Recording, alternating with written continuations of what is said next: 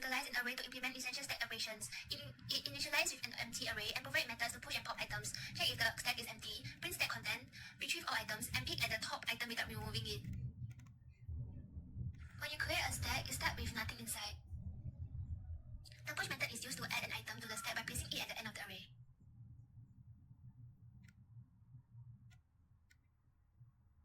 Before using the pop method to remove an item from the top of the stack, it is important to check if the stack is not empty. If the stack is empty, there's nothing to remove. The isEmpty method allows you to check if the stack has no item by examining whether the array representing the stack is empty. If the array contains no element, the stack is considered empty. The print stack method lets you view all the items in the stack, displayed sequentially as a list. The get all items method allows you to create a duplicate of all items currently in the stack.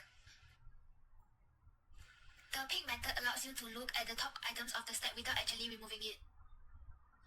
The symbol table class organizes key values pairs using two arrays, keys and values. It allows you to add new variables, finding existing ones, and display all stored variables and their values. This makes it straightforward to store and retrieve information systematically. The symbol table starts with two empty arrays, keys and value. The isVariable method enables you to add or update a variable along with its corresponding values. If the variable is already present, its value is updated. Otherwise, a new variable and its pair values are added to the table. The shift_variable methods allow you to retrieve the value associated with a variable. If the variable exists in the table, it returns its value. Otherwise, it returns null, indicating the variable was not found. The print table displays all the variables and their corresponding values stored in the symbol table. Each pair is presented with the label symbol table, followed by the variable name and its asserted value. To implement tokenization, the process starts with initialization by creating an empty array named tokens and initializing an empty string tokens. Step 2 involves iterating through each character in the input string expression, skipping space to focus only on the meaningful characters. Step 3 handles character grouping. Characters are grouped into tokens based on whether they are numbers, letters, or special characters.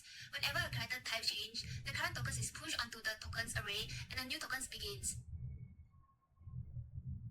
Step 4 ensures that special characters are directly added to tokens after verifying that token is not empty. After processing all characters in expression, Step 5 finalizes by appending any remaining characters in a string token to array tokens. Finally, Step 6 concludes by returning the tokens array now containing all segmented parts of the original input string expression. To evaluate a postfix expression, the process begins with initialization by creating a new stack and an empty array called working step. Step 2 involves tokenizing the expression to break it down into manageable parts for further evaluation and processing. Step 3 involves iterating through each token in the tokenized expression, assigning the current tokens to current, and determining its type. If current is a number, each digit is individually pushed onto the stack. If current is a variable, its corresponding value is retrieved from the symbol table and pushed onto the stack.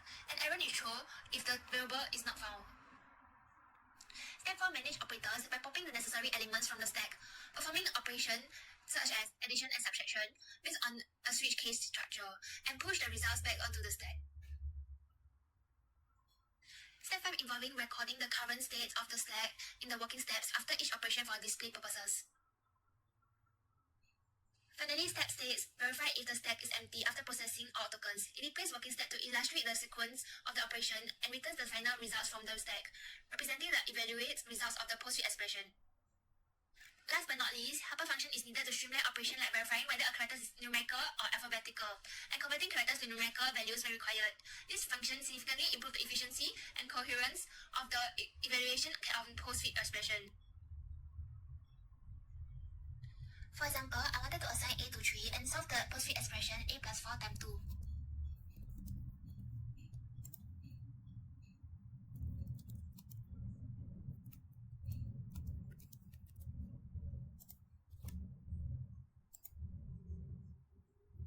The result will be 14.